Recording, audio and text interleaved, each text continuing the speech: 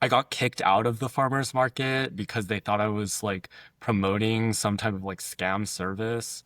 And like these police officers like got behind me and then it was like really crazy.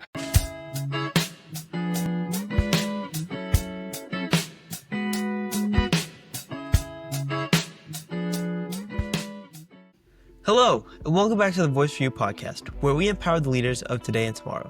I'm your host, Jesh Malfana. Today, I'm joined by a young leader in our community. An entrepreneur at heart, he founded the Lograr project, or the Lograr, sorry if I did pronounce that wrong, project, a business analytics consulting service uplifting minority entrepreneurs, impacting many businesses while also giving more than $25,000 in microloans. He is also the founder of Career Coach AI, an AI which he created, which has helped 3,000 high school students connect with internships all across the USA. His work has definitely not gone unnoticed, as he was named a 2025 Coca-Cola Scholar.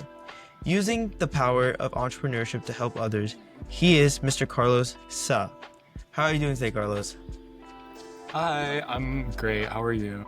I'm doing well myself, man. Thank you for asking. It's sunny outside. I think there's a couple of clouds, but it was raining here for the past few days. But it's nice to have this. It's summertime too, so it's gonna be warm outside too. Definitely.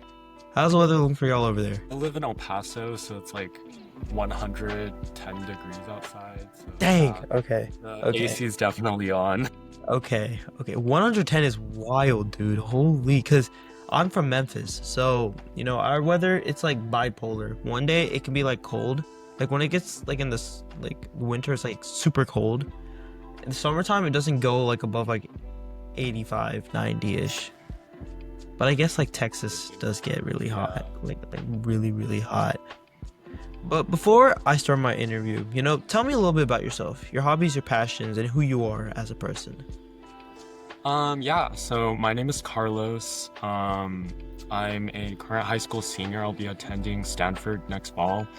And I don't know, I've just lived in El Paso for all of my life. It's at the border of Texas and Mexico, so we're border city. And I think that's informed a lot of what I'm interested in, a lot of the cultures that I'm a part of and I identify with. And I think that being raised in such an eclectic community is so interesting at some points, especially the different beliefs I have or the different interests I have, especially considering my work in entrepreneurship or data analytics. I think a lot of these things have really culminated into who I am and what I'm interested in. Especially because you did say you're from the border, um, Mexico is right there, so obviously there's going to be a lot of Mexican immigrants that live in El Paso and stuff, which definitely, taking the American culture and the Mexican culture, putting them into one along with many other cultures, because America is the melting pot. So there's not only just going to be Americans and Mexicans and in El Paso, there's going to be multiple different other races and ethnicities there and different cultures that come into it. So in my opinion, culture is what makes a person themselves. So definitely I can see where you're coming from, and where we're from is what defines what we do in our life and what makes us passionate about certain stuff. But like you said, you have grown up in El Paso basically your whole life. So to maybe, when I start my interviews, I like to start off with an icebreaker question, for my guests, get their brain thinking. The more unconventional question. So if you could, what is your dream vacation and why? I think going to Southeast Asia for I don't know, a month or two, no thoughts in mind, just going to street markets, enjoying local culture. I think that's my dream vacation because I'm such a huge foodie. I love exploring new things, exploring new towns, and I really I think I would really enjoy Southeast Asia for an uninterrupted month. I think that'd be amazing. What's your go-to cuisine of food? Right now, honestly, Mexican, every single different type of taco, I've literally tried everything. I love it so much. And it's definitely something I'll miss going to Stanford, especially literally being right next to Mexico. Definitely. Do you have different like just depending on the day, like different cuisine, or like depending on the season, you have a different cuisine or that you Yeah, enjoy? like I don't know, it ranges like wildly. Like Definitely, but definitely. like No, I yeah, definitely get you. I'm definitely like down for everything. Yeah, definitely. There's a lot of people, food at the end of the day, food is food. There's a lot of people that will enjoy anything and everything. My favorite cuisine is like Indian and Chinese, like, Asian cuisine. So I'm also a big food guy. It's just that it can't be beef or pork because I can't eat those according to my religion.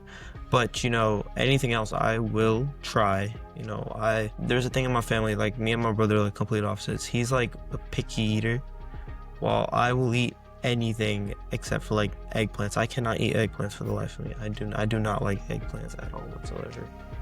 You know, but yeah, definitely.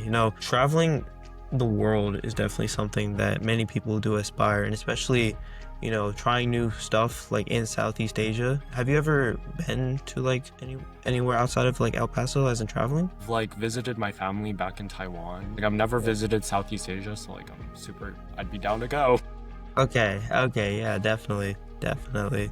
Now, how far is like Taiwan from like Southeast Asia? Isn't it like it's not too far, right? What did you say? Yeah, it's definitely closer than El Paso. Yeah, definitely. Oh, 100%, 100%.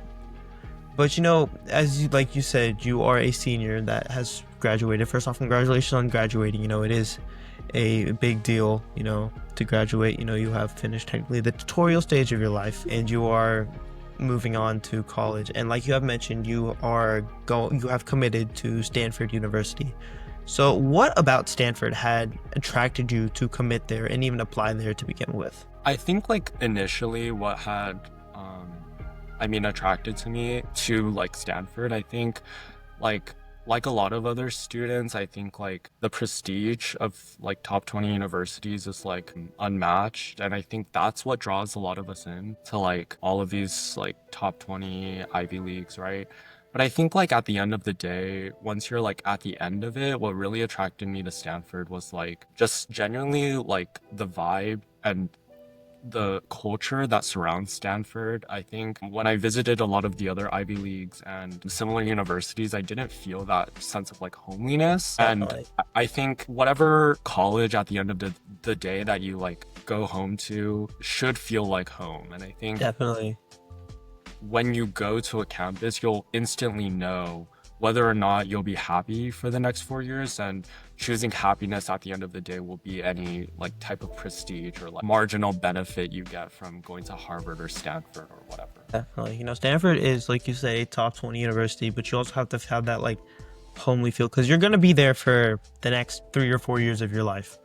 So if you don't feel at home at somewhere where you have to stay for like 3 or 4 years, I don't know how well that is because, if you have that more homely feel rather than the brand name, and obviously Stanford has crazy, crazy brand name to it too. Like it's Stanford, and it's also in California too, which is a very good, very it's developed and still is developing, with like Silicon Valley and obviously you're trying to go into data science, so it's definitely somewhere very big for the tech scene. Definitely, definitely. So obviously, to commit to Stanford, you have to have some to get accepted into Stanford. You have to have some crazy like extracurriculars, which you are more than capable of because the extracurriculars you have are insane, like crazy. Speaking of, you are the founder of is it Lograr? Is that how you pronounce it? Lograr, yeah, it's in Lograr. Spanish. Okay, okay. The Lograr project, which is a pro bono business analytics consulting service used for uplifting minority entrepreneurs. I've never heard of the word Lograr because I am, you are obviously in El Paso. Spanish is probably a very, very big language down there. So how did you get the idea for, the name of, this project or this business of yours?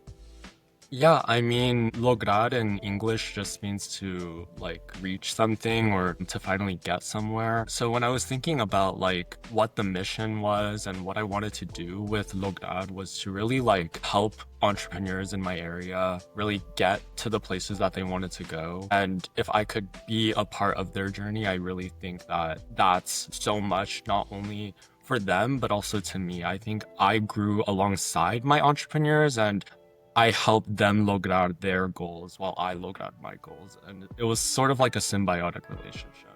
Definitely, definitely. So how did you get the idea to start Lograr? Obviously, the whole like idea of the consulting service is to uplift minority entrepreneurs, which because you are from El Paso, there's a very much emphasis on minority, especially in the area. So how did you get the idea for this service to begin with? Yeah, like honestly, it came down to reflecting on who I was and my family's history in El Paso. My parents are both entrepreneurs, and speaking with them and talking to them like for every single night about their business really like fueled me and understanding what business was, but also what it took to really run a business. So all my life I've really been like immersed in business, and I think being able to learn different tools like data analytics, Python, anything with like our data visualization was what I mainly work with. But it essentially came down to, hey, I learned data science, all of these data visualization tools. How can I use it in my community? How can I provide a service that my community is missing? And that's how Lograr project started, right? It came down to a need that I saw within my community, that a lot of entrepreneurs sadly don't have access to a lot of these data visualization tools. They don't know how to like analyze or create a lot of these charts that basically help empower their own business. And it essentially came down to connecting entrepreneurs with that service. Definitely, definitely. Yeah, I can, especially with your services and how you came with the inspiration. Definitely, definitely. So obviously, is this just like a solo man project? Do you have a team with you as well, or? Yeah, so it's just like a solo project. Essentially, how it works is that I go to different businesses in my community and I offer this service for them. Like, it's a monthly free consulting service where I'll look at their data and then take it home with me, look at the different trends that I see in the data and make different graphs, and then come back a month later and then give them my findings solely based on the data, which I think a lot of entrepreneurs liked because it wasn't my opinion. Obviously, like, who's gonna trust a high schooler? But like when Exactly. you present the data in front of them, data doesn't lie to you. So I really think like even though it was just me, it was so doable because it's such like a scalable thing. And when I Yes. wanted to grow it, I could teach others like, hey, like this is how I did it. Like you can do the same. Bringing that to DECA or like FBLA, that's such a powerful thing to do. But it all started Definitely. like from me literally going to like different businesses in my community and like asking them. Definitely, definitely. Did you ever like participate in DECA or FBLA yourself, using what you have used with the Lograr project? No, I had gotten to a point in Lograr project where I was like trying to reach out to a lot of DECAs, especially like the district that I'm in for DECA. Like I got in touch with their like district president and then like did like a collaboration with them where like different DECA members in El Paso could join and then like come along with me to go consult. But yeah, that it didn't really evolve into much outside of El Paso. Because I'm very involved in my like not even just school FBLA. I currently serve as FBLA Tennessee vice president, as like executive vice president. So I know that DECA and FBLA, they are very big on business, which is obviously something you are massive on too. Especially on the data science side too, with data science. Taking the analytics and making that into a business, definitely. And that also, like, you basically did answer my next question, which was going to be how you were able to convince these companies that your services were helpful. Because, like you said, high schooler, they're adults, where they still think we're still kids. So it's like, why do you think so? If they ever mentioned that to you, how did you like ever convince them other than like the word free? Yeah, it was definitely like immensely hard. Like I've gotten so many no's. I went to a farmer's market, like a local farmer's market, like going up to different booths, and I had like flyers printed out and I was like going up to every single booth like, hey, like my name is Carlos, I'm doing the Lograr project, I'd be happy to help your business. And I got a lot of mean no's, like a lot of dirty side eyes. I got kicked out of the farmer's market because they thought I was like promoting some type of like scam service. And like these police officers like got behind me, and then it was like really crazy. But like I think it doesn't take a lot for you to connect with the right business. I think that my first client was truly like amazing. She was actually struggling a lot in her business, and she was like, you know what, like if this high schooler can do this for free for me, then so be it. It's not a huge time commitment for them. It's really just like 1 hour, 2 hour, like sit down at the beginning of the month, and I come back in a month and present my findings. Like it's not a huge time commitment. So really just finding the people that will really believe in you, whether that's through, I guess, your parents' network or like different organizations that have already like an established like name within your city. Like I went to the El Paso Hispanic Chamber of Commerce. You can go to your like small business administration, really going through them in order to find different businesses that'll help you, and you're able to help them too. Definitely, the power of networking can go hard. Obviously, a lot of people, like when I have interviewed others and they say networking, it's more like, online pulling them. But you took massive initiative, actually went to these people in person, and tried, promoting and networking your project. Even if they said no, they're just missing out on a great opportunity, because at the end of the day, it's not like you're like charging like tens of thousands of dollars on them too, because they are also struggling, like businesses too. They are startups themselves and stuff. They're still small businesses, so they're just missing out on, in my opinion, what you are giving to them, which is a great opportunity, man. Like that really is a lot. And obviously with this work, you have been able to raise revenues by $4.5 thousand, which is a good amount of money, and then also securing an even bigger amount with 25 microloans. So how do these microloans work? Do you give the money out to these like businesses after you report your findings to them, or? Yeah, no, that'd be crazy. I don't have $25,000. So essentially I'll address this question first. It came down to connecting with different organizations within your city and really, again, networking. But Yes. I stumbled across like this huge organization in El Paso called Project Vida, and it essentially has like a lot of different divisions, but one of their main organizations is called MTAP, Micro Enterprise Technical Assistance Program or something like that. It's funded by the government, but essentially it's a microloan agency, so it has different like coaches within Project Vida that'll go out to businesses and provide low interest microloans for them. While they pay back the loans, they actually give coaching too. So that like fell in line a lot with what I was doing. So I Yes. essentially like reached out to them, joined their team, and got to like go out with their team and like go consult while also offering microloans to whoever needed it. And through that, I was able to like connect with so many different businesses. Like my first client was a gym. My last client was a men's soap business. I've worked with like a vegan barbecue food truck, like a men's soccer league, that he was like buying parcels of land in order to like build a community soccer stadium. Like that was so cool, and being able to like help meet entrepreneurs where they were at while also like providing the different services that they didn't know even existed was so fulfilling to me. Definitely. What, in your opinion, was the most interesting business that you have, partnered with your work? Your personal favorite?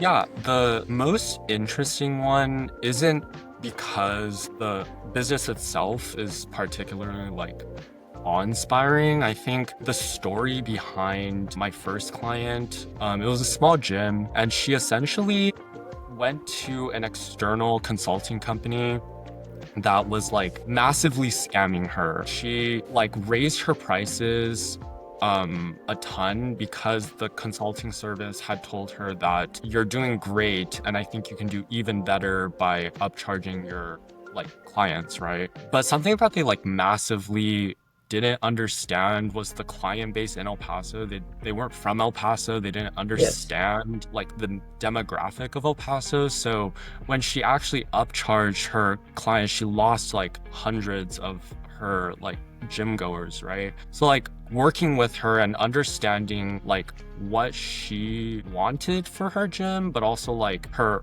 material like constraints was so like awe-inspiring. It motivated me to continue doing Lograr project, but also like being able to change how she worked her business, being able to work alongside her, and eventually seeing her revenue grow on a month-to-month basis as I did more consultations with her was so rewarding, because it showed that when you have someone from your community address an actual need in your community, it actually makes something happen that you never could have thought would have happened.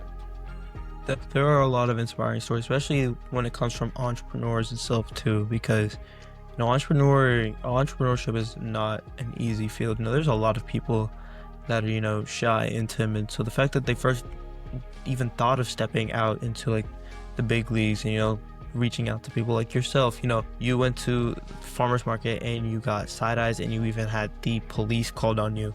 Personally, if that happened to me, I don't think I'd be still doing it. Like I have this thing with me. So like whenever something like really bad happens, I just keep thinking about it like constantly, and it just like sits sits at the bottom of my heart. It's like I don't know if I can keep going, but the fact that you did, keep on going even after, you know, the incident with the farmers market, and you were able to help multiple businesses, especially client, because like you did say, it's an El Paso gym. Obviously consulting companies outside of El Paso are not going to understand the same what's going on in El Paso and what's going on in there, because every place is a little different from the other. It's going to be a different vibe, different everything. And if you don't really know the place, then like, if you get what I mean. Yeah, but definitely, not only are you the founder of the Lograr project, but you are also the founder of a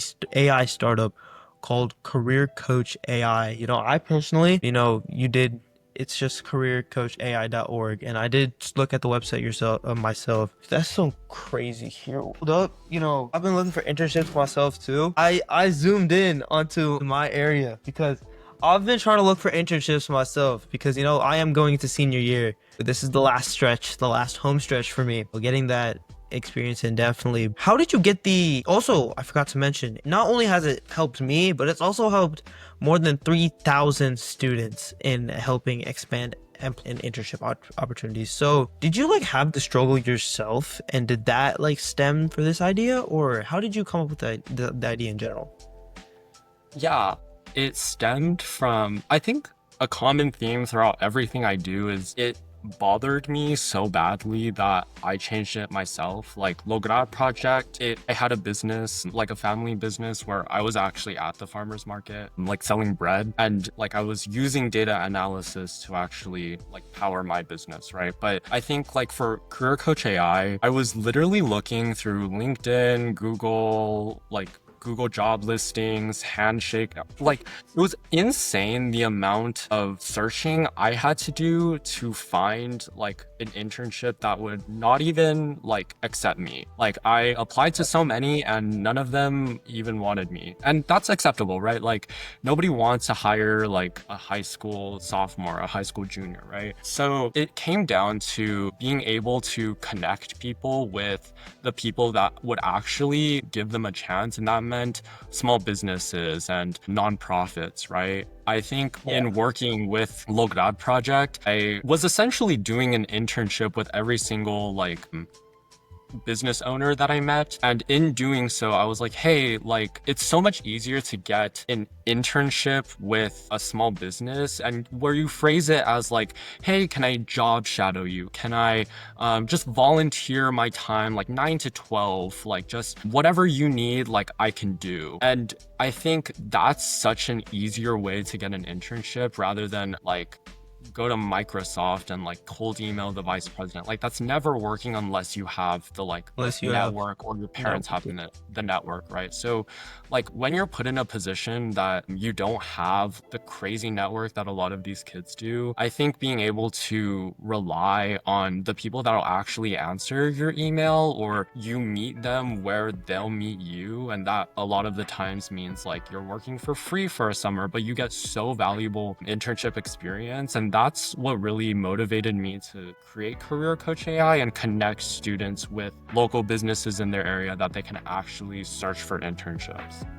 Definitely, definitely. You know, like you said, most big name companies, they're too busy with other stuff to be giving, high schoolers like us a chance. And when I was looking at the website myself, I noticed that, with like the Lograr project, I'm assuming that it was mostly like El Paso area, right? Like most of the businesses.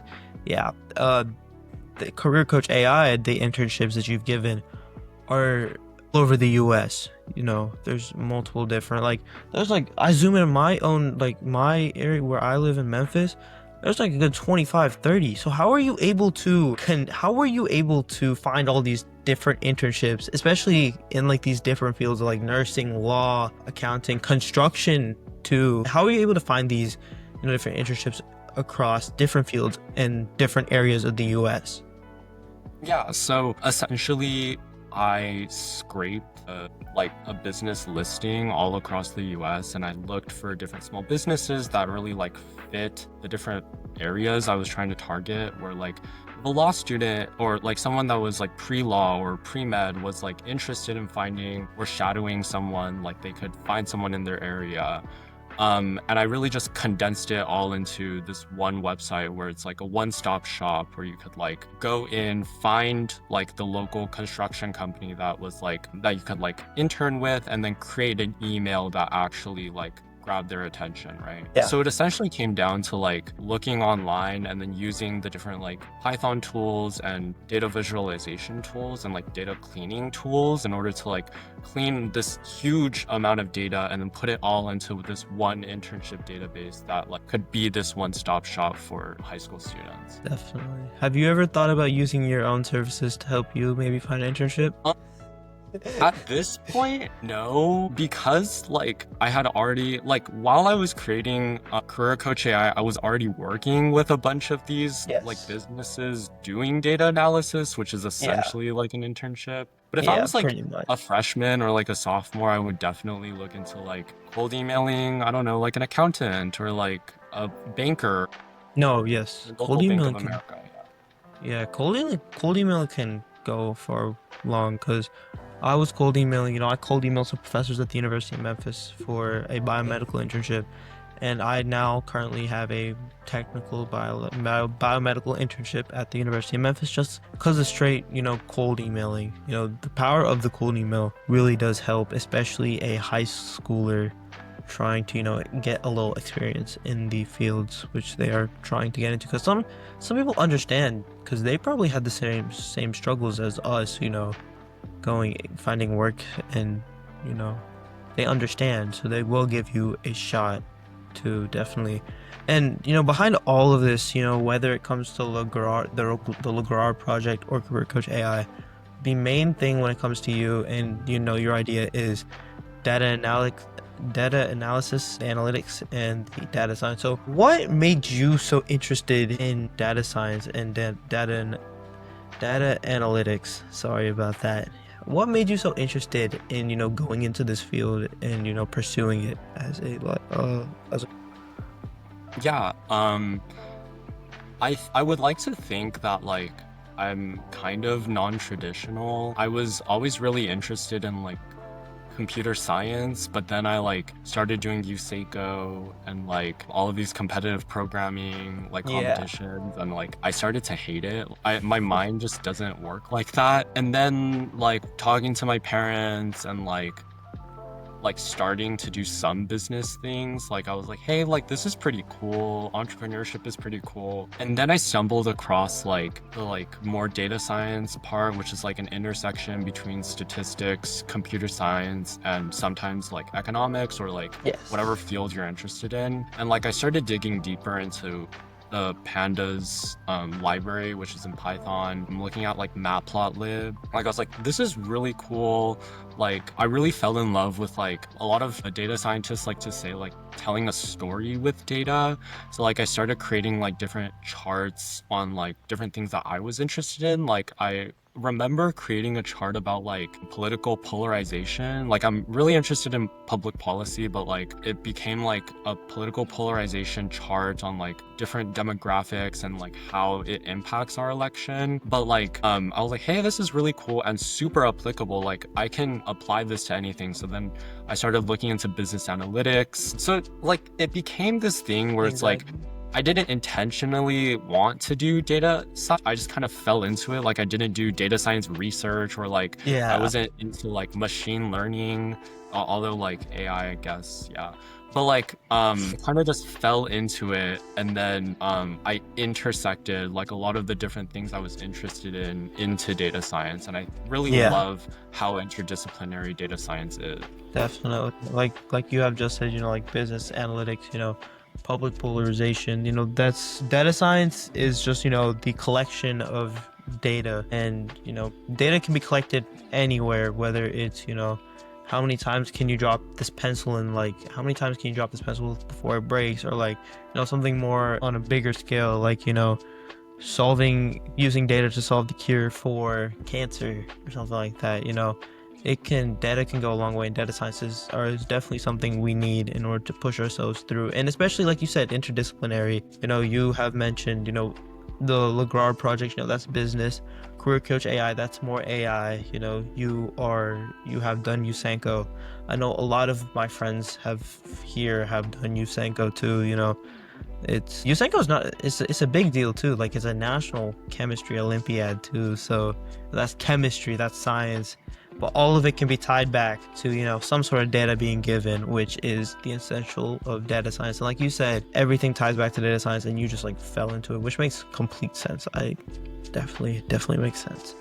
So along with being the founder of the Lograr project and the Career Coach AI, you also serve on the Texas Association of Student Council's Conference Coordinator Board. So, what are some duties which you have had to fulfill with this position? Yeah, so that was my senior year, and essentially it was every single year, like a lot of different clubs have like your like state leadership convention, right? Or like your international convention, like DECA has one, FBLA has Yes. one, whatever, right?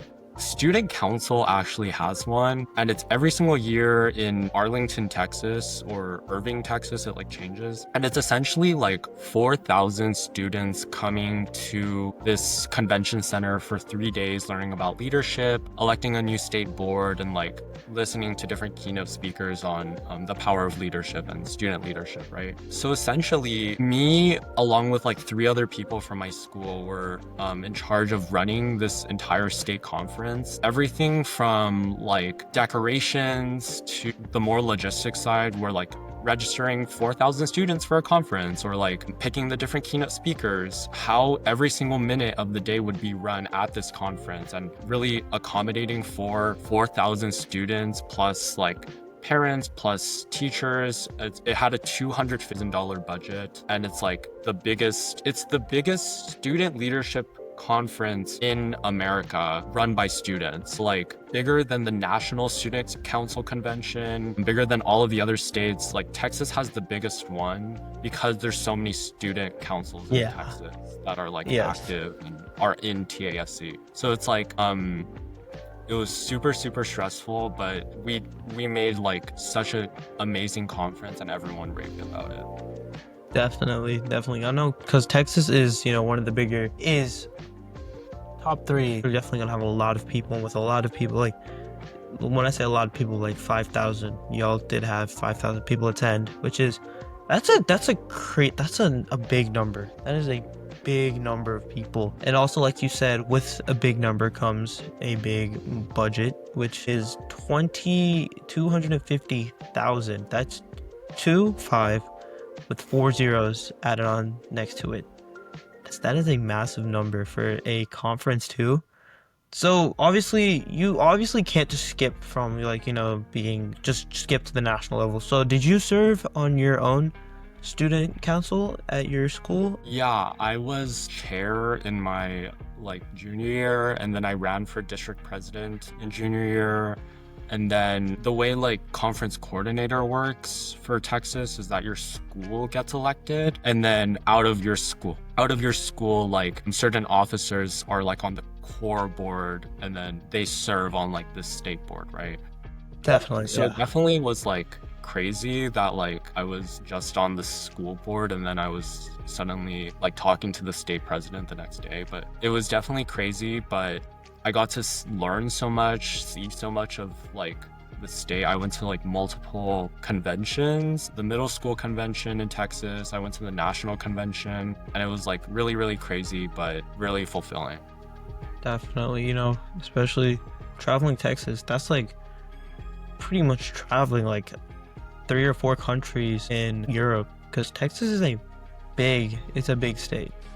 So, getting to see, from east to west, north to south, it does show a lot, especially obviously you are familiar with the south of Texas, but not might not be as familiar with like north, the east, and the west. And with this, you obviously got to experience. Is Arlington like the middle of Texas? Mhm. Yeah, it's 13 hours away from El Paso because we're on like the western tip of Texas. But like, yeah, and that like factored into a lot of the different costs and like the different logistics, as like a Dallas student council could just like drive to the Arlington Convention Center, right? An El Yes. Paso council has to drive 13 to this convention center and then have everything shipped there, right? So it was Yeah. like really, really stressful because we had a lot of the costs that a lot of the other student councils never had. And alongside that, we hadn't served on the state board in almost, I think, 6 or 7 years. Makes A sense, yeah. student council from like El Paso region. So like it was definitely a first for a lot of the different councils here, and we were facing a lot of different struggles that a lot of other councils hadn't faced. I'm gonna go get my charger. Give me a second. Oh, yeah, that's completely fine. Yeah, definitely, definitely. You just basically just proved my point on how big Texas is. I'll be so honest because, like, 13 hours, that's like from Memphis. That's more, actually, more than, Memphis to like Chicago. Because I know from here to Chicago is like 10 hours. So you're just traveling in your state itself too. You're not traveling to like some other place. You're traveling in your state. 13 hours that's far, and definitely goes to show how big Texas is, and also shows how big of a commitment you made when you did, get on this board, because that's the like Memphis, if you're not familiar, it's like at the tip of Tennessee. It's like the most southern left it can get in Tennessee. And everything either happens in Nashville or Knoxville. So that's like Nashville's a 3 hour drive from here, and then Knoxville's a 6 hour drive. So all these these state conferences are not easy to get to for us. And we obviously can't hold them in Memphis due to how high of a crime rate we have. But after hearing what you just said, 3 hours doesn't seem like anything. 13 hours is an insane drive. That's a crazy drive. But obviously, like you did mention, you were also on the school board, and that school board gets elected to the state level for student council. But also, not only do you have your own school, but you have, other schools in Texas itself. So how was that experience, meeting other people from across Texas, especially with such vast, time difference, like between y'all? How did that experience, change you as a person? I think it's crazy because like a lot of the El Paso culture is, or at least the student council culture in El Paso is pretty different from a lot of the other like regions. We have a lot of like different traditions, a lot of different like even to the line dances we do are really different. So essentially we're like in like Paso's basically in New Mexico. So like we're closer to New Mexico than in Texas, but we're still in Texas. So like I think a lot of the different traditions we do are different, and because of that it's definitely a culture shock, especially since like the rest of Texas doesn't know who El Paso is, or like serving on the state board is like crazy because a lot of the other people don't know who El Paso is, and like they don't understand that we do things differently even though we have a huge presence within the overarching TASC, right? So I think meeting people at these summer conventions, summer workshops, advanced workshops, like traveling across the state to meet a bunch of these people is really, really fun, but it's also like really different from what we have in El Paso. But that's just like a geographical difference, honestly. Yeah, definitely, definitely. Speaking, you did mention the word culture, and speaking of culture, you are a man of many cultures. Obviously, El Paso is, Mexican, and American culture go very hard. And then you are also you are also Taiwanese. So, you have multiple cultures that play into your life. So how do you feel like these cultures have, shaped you as a person and has shown you your way of life?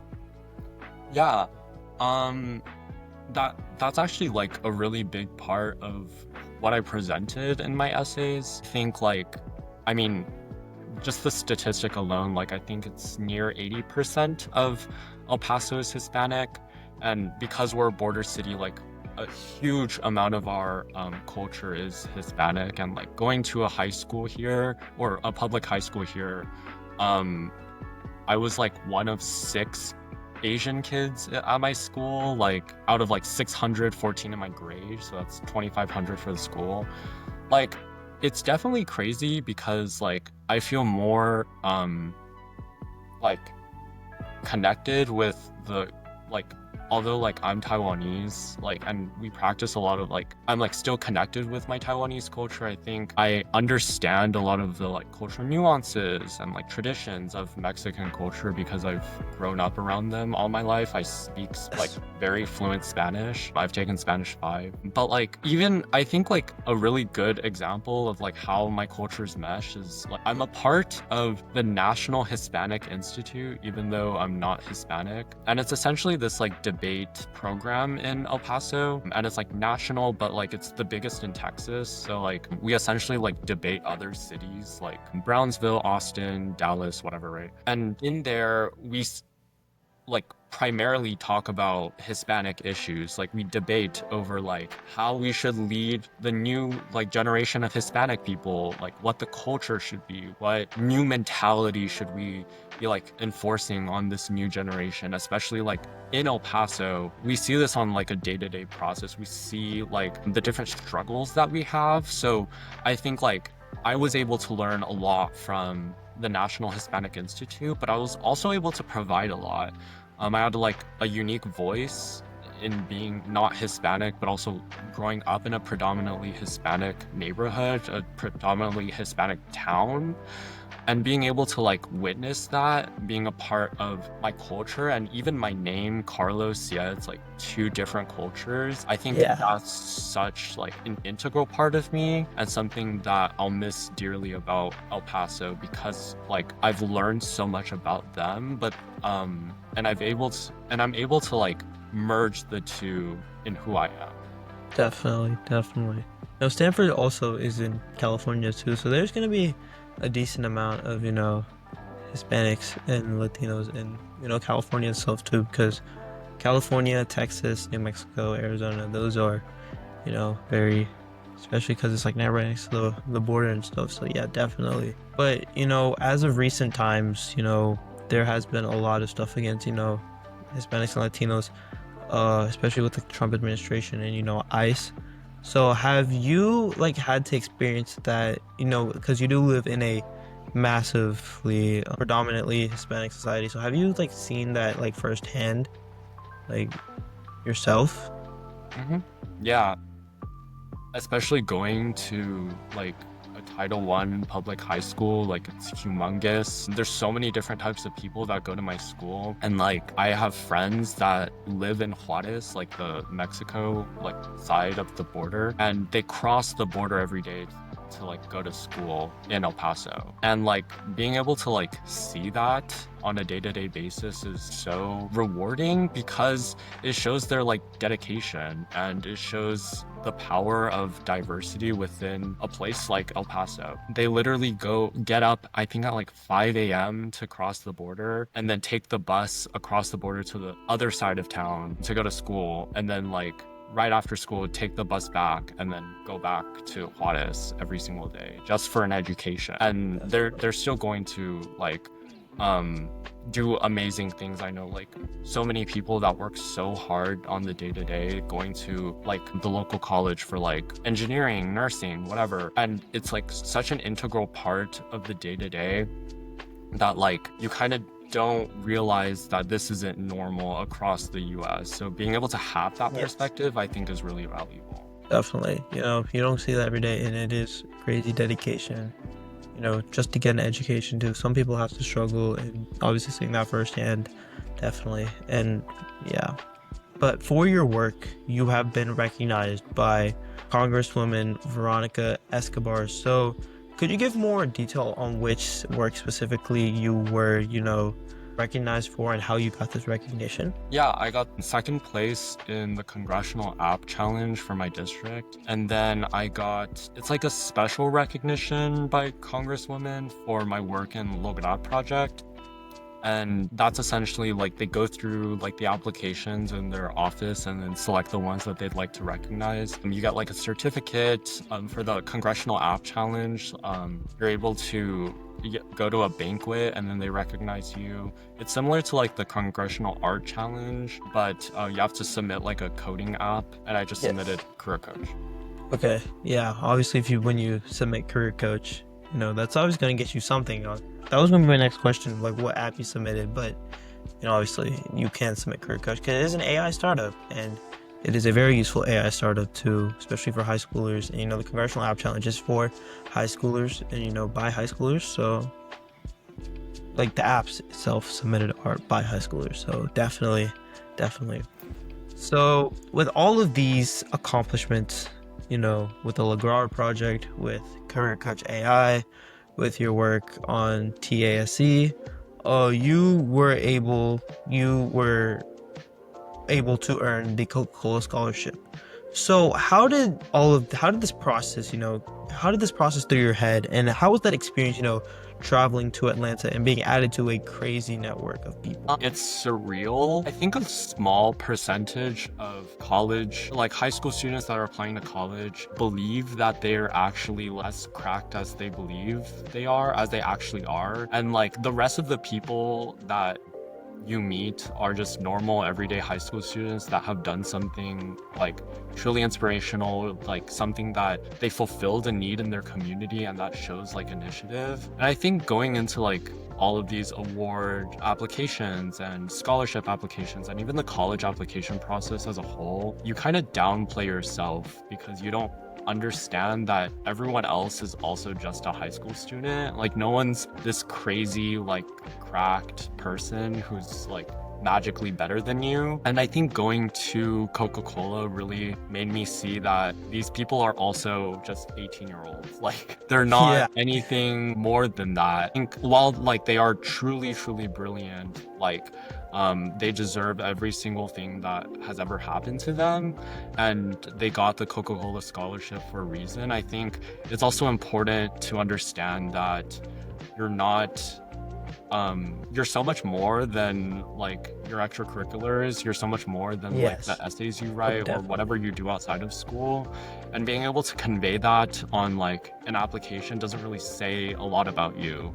It's more so like who you are as a person, and that'll get you so much more places and accolades than obsessing over like a college list. So like going to Coca-Cola really made me see that, and also like make myself believe that I am I am I don't like I am on not on that level, but like I'm just a everyone's normal just like you pretty much. like I'm everyone's just a normal normal, high school student, and I have I've 149 more friends that I can reach out to.